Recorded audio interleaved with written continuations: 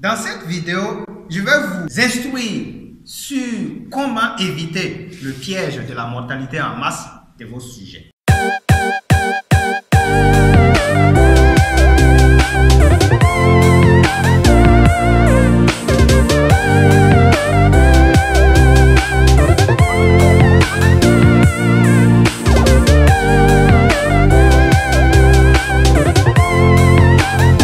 Très chers amis agriculteurs, bonjour et bienvenue sur Lossi Avis Agro-Service, la chaîne qui va toujours vous aider à évoluer de façon indépendante dans l'élevage, précisément l'aviculture. Aujourd'hui, nous allons parler d'un sujet très important ici. Il s'agit de l'importance des minéraux dans l'alimentation de vos oiseaux. Alors, ces minéraux, qu'est-ce que ça apporte? Lorsque vous voulez faire la formule d'alimentation de vos oiseaux, les minéraux font partie, mais parfois ils sont beaucoup moins considérés par rapport aux autres. Nous considérons toujours l'énergie à 60%, nous considérons les protéines à 20%.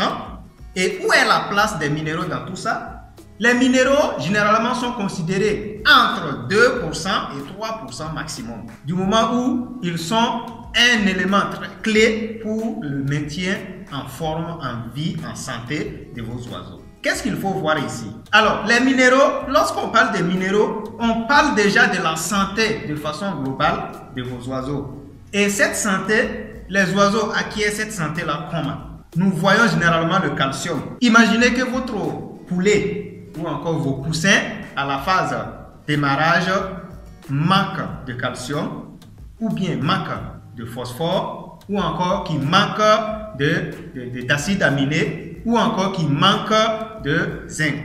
Vous voyez ce que ça peut causer. Donc la phase démarrage, lorsque vous voyez parfois que vos poussins, ils sont bien nés, ils sont nés en forme, il n'y a pas de problème. Et quelques jours après, vous voyez que les poussins n'arrivent même plus à se tenir debout. Et parfois, les pattes sont écartées comme ça. Ce n'est pas manque, ce n'est pas carence. Et donc, les minéraux jouent un très grand rôle ici du moment où ça permet de solidifier le squelette de vos oiseaux. Donc, et la phase croissance, c'est toujours important parce qu'en ce moment, ça permet une oxygénation, j'allais dire ainsi, des squelettes même de vos oiseaux. La cicatrisation même des plaies.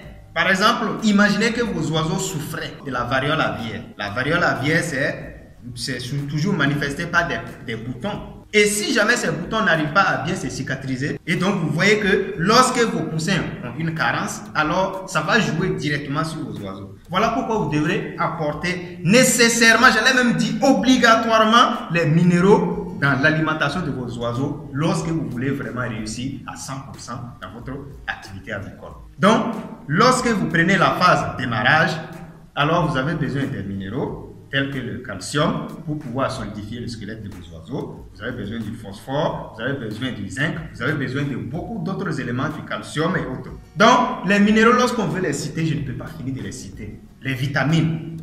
Mais ce qu'il faut savoir ici, c'est que les minéraux jouent un très grand rôle. Et c'est un élément à ne pas négliger du tout lorsque vous, dans la composition de l'aliment de vos oiseaux.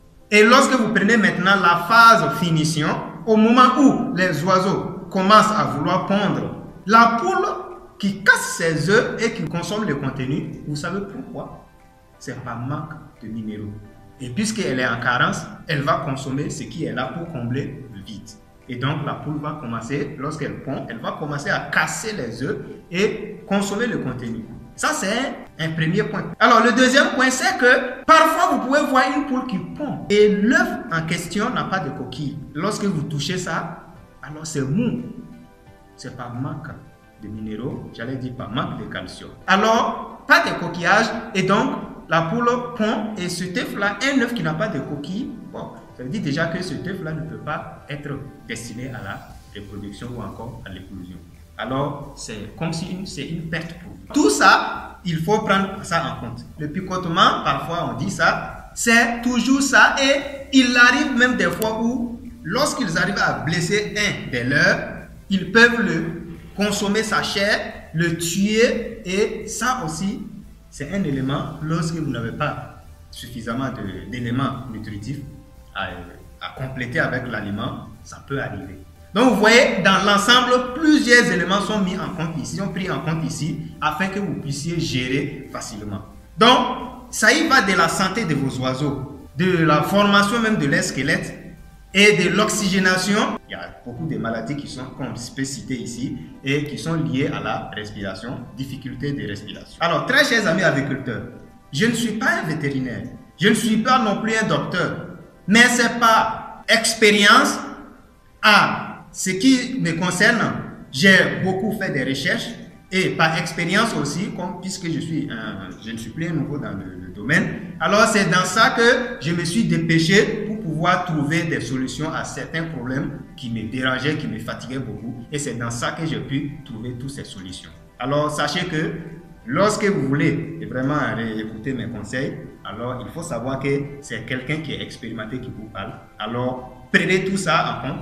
Vous savez que tout est important dans l'élevage. Lorsque vous réussissez le côté entretien à travers la prophylaxie sanitaire et la prophylaxie médicale, il y a aussi l'autre élément qui est l'alimentation. Et dans l'alimentation, si le calcul est faussé, alors vous allez voir qu'à un moment donné, vous n'aurez pas un bon résultat et vous allez vous plaindre, vous allez trouver que le domaine est trop difficile. C'est parce que vous avez négligé beaucoup de choses. Très chers amis agriculteurs, c'est ça, ce message que j'avais à vous transmettre aujourd'hui. Merci beaucoup de nous avoir suivis. Merci de m'avoir écouté et à très bientôt pour un autre numéro. Je vous aime bien.